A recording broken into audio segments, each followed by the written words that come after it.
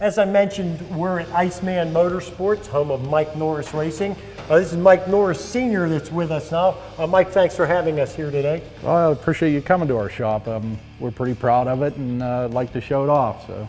Now, you used to drive, correct? Yeah, I drove for 28 years and I was pretty much burned out on it, and my son was real young, but he showed that he wanted to race, and we went into the ownership role.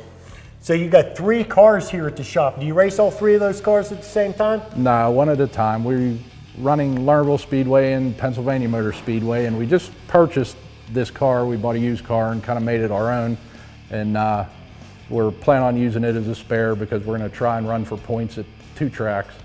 Now, I know the setup on the late model is critical.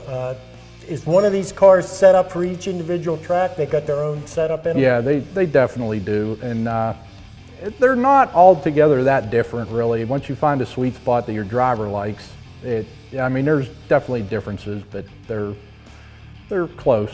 So you usually have a spare car in the trailer, though? Yeah, somewhere in between the 2, we have it set up if you need it Friday and roll it out. You know, that's the theory anyway. We haven't done that too much. But now, a dirt late model, it takes an awful lot of work between races.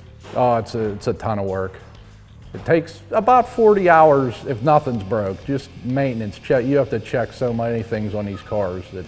Well, this car here, it's gorgeous. There's not a mark on it. I have a feeling it hasn't seen the racetrack yet. It hasn't. We're going to take it to the car show, and hopefully it'll stay that way. Now, you said you passed the driving on to your son. I believe that would be Mike in the background there. That's him, and he can work on them too. So. Well, last month we were at the Pittsburgh Circle Track Club Old Timers meeting, and we had a chance to do an interview with a man by the name of John Hafner, and I'll bet he's older than both of us put together, but man, he's got a lot of energy. Let's go take a look at what John had to say.